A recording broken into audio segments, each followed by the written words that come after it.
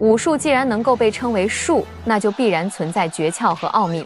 武术的本质说白了就是增强自身力量，削弱对手的力量。所谓的招式，所谓的心法，所谓的内功，其实都是围绕这个核心来展开。李小龙曾经说过，我全部武术的核心精髓有2点，就是近身和发力。如果没有任何发力技巧，纯粹依靠上肢蛮力，那叫王八拳。健身房里一身肌肉的年轻男子，没学过武术的情况下，能打出的力量也就50-60公斤，而一身肌肉的年轻女子大概在40公斤左右。这个力量很容易测量，击打一个物体，在很短暂的一小段时间内，记录下这个物体获得的速度和产生的位移，算出动能除以位移，就可以得出作用力的大小。大家好，我是微笑，今天我们聊聊消逝中的中华武术。李小龙的一拳可以打出157公斤的力量，泰森一拳能打出224公斤的力量。泰森堪称人形坦克般的超重量级选手，我们暂且不提。李小龙体重只有64公斤，和一般成年男子体重相仿，甚至还要轻一些。但李小龙与我们之间的武力差距，大概相当于男女力量差异的5倍以上。男女之间的力量差距有多大？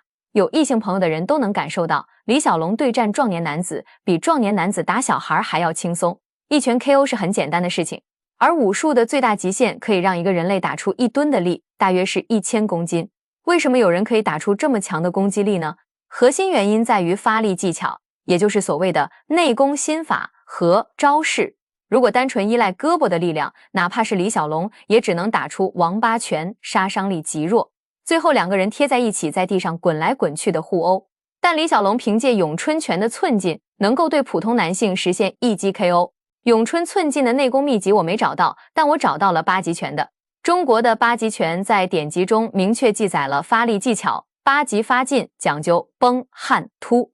出拳时要力贯肩，肘、拳、膝、脚于一体，劲如崩弓，发如炸雷。用通俗的话说，就是普通人出拳只用胳膊上的那2块肌肉，而8极拳需要你肩、肘、拳、膝、脚各部位肌肉协同发力，然后将力量层层传递，最终在拳头上集中爆发出来。你对自身肌肉的控制越熟练，这种力量的传递效率就越高。当传递效率达到极限时，也就是所谓的将本门武功修至9层巅峰，内功大成，玄功化境。你用2块肌肉，别人用10几块肌肉，力量突然增强了许多，你被瞬间击败是很正常的情况。有一部纪录片叫做《科学看武术》，我选取了腿法的部分给大家展示一下真正的武术杀伤力有多么惊人。李小龙曾经使用侧踢，将一名全身护甲的150斤壮汉踢出很远，落入游泳池。你以为这是吹的？不，这是真实的。假设一个成年男子的攻击力为60，防御力为40，一次重击命中目标也只能造成20点伤害，而目标的生命值可能高达500点。你需要连续击中25次才能完全击败目标。如果你和对手都采用防守反击的缠斗战术，那可能在地上翻滚缠斗1个小时，累得气喘吁吁，结果连一点皮外伤都没造成。但是武术高手的一记重踢能造成1000加的伤害数值，直接命中目标，能瞬间夺走2条性命。这就是武术的可怕之处。武术自诞生之日起就是为实战搏击而存在的。之前提到的纪录片对鹰爪功进行了深入探讨，人头模型采用与肌肉强度相同的材料制作，运用正确的发力方法，人的手爪确实能够轻易撕裂对手的喉咙。这是一门极其恐怖、杀伤力极强的武术。一个体格瘦弱的普通人掌握正确的发力技巧后，完全能够轻松战胜力量比自己强1倍的壮汉。在古代，武术是十分盛行的，古人习武后能够显著提升数倍的战斗力，这能够带来更强的安全感或是财富与地位。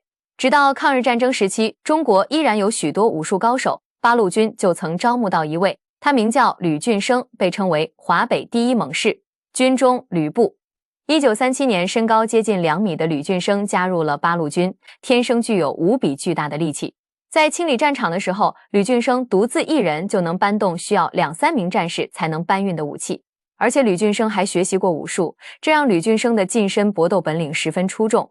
有一回，吕俊生和7名战士在村庄里被日军围困，凭借对地形的熟悉，吕俊生等人灵活地与敌人周旋，并击毙11名日军。另一次遭遇战中，吕俊生等7名八路军正面遭遇了5个日本兵。结果吕俊生以迅雷不及掩耳之势，一拳将一名日本兵的脸直接打扁了，随后直接掐碎了第二个日本兵的喉咙。紧接着又把和另一名战士搏斗的日本兵的脖子拧断了。短短几秒内，吕俊生独自斩杀3名日军，这就是武术的强大威力。吕俊生生涯中获得过8次1等功，最辉煌时曾单场白刃战击杀27名日军。这就是中国军史中明文记载的军中吕布，活生生的武术大师。然而时至今日，我们身边几乎见不到真正的武林高手了。以流传最广的太极拳为例，这套武术现在主要是老年人在练习，表面看起来没什么威力，但实际上太极拳的破坏力相当惊人。电影中展现的太极拳，有人能用肩膀轻轻一碰就把人打飞出去，于是很多太极大师就照着这个来表演，假的不能再假。但真正的太极拳那一靠很有讲究，要在不到1厘米的距离内瞬间发力，力量要从腿部一直传到肩膀，相当于集中了大半个身体的肌肉力量，将身体以极快的速度撞向你。发力方式类似咏春拳的寸劲，瞬间产生的冲击力非常巨大，因此能够用肩膀将人击飞。但如今我们所见到的所谓太极拳师，个个都像是在公园晨练的老人，然后慢悠悠地把别人打飞。类似的武术骗子不仅中国有，世界各地都存在。为什么真正的武术高手越来越少，而武术骗子却越来越多呢？因为武术失去了实用价值。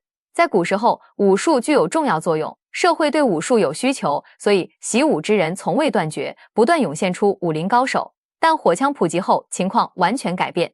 根据口径大小不同，一颗子弹的动能大约在1900焦耳到3300焦耳之间，换算过来相当于190公斤到300公斤的冲击力。而李小龙全力一击的重拳也只有157公斤。也就是说，一个普通的小孩使用威力最弱的手枪发射子弹产生的动能，也远超李小龙一生习武能够打出的最强一击。更为惊人的是，子弹的接触面积极小，仅为拳头的几十分之一，但动能却相差无几。这意味着弹头能够产生比拳击高出几十倍的压强。在杀伤力方面，子弹比李小龙强出几十倍。在攻击范围上，李小龙最多只能达到1米，而子弹可以在数百米外对敌人造成伤害。在攻击速度方面，步枪子弹可达每秒900米，时速接近3240公里，远超人体承受极限，甚至超越了肉眼识别的极限。能把普通人秒杀成渣渣的李小龙，却被一颗普通子弹秒杀成了渣渣。而且培养一个李小龙极其困难，需要挑选人中之龙，加上10年以上的训练。但培养一个步兵战士只需要几个月，而且能够大批量培养。建国后，我军有充足的食物供应，有众多武术高手愿意倾囊相授，为什么再也没有出现过像吕布那样的军中猛将呢？习武之后，近身格斗能力能够提高10倍以上，为什么不推广呢？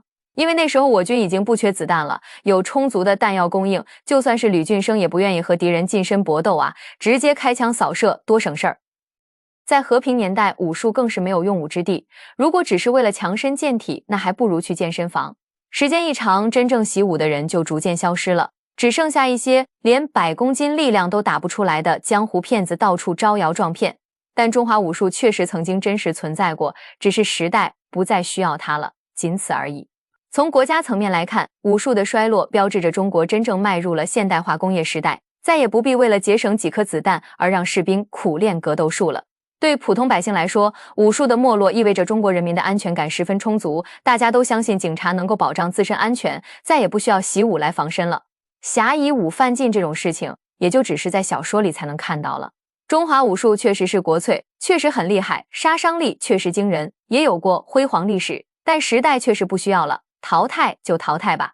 国家那里有完整的真武术秘籍，只是没有用武之地，所以闲置积灰了而已。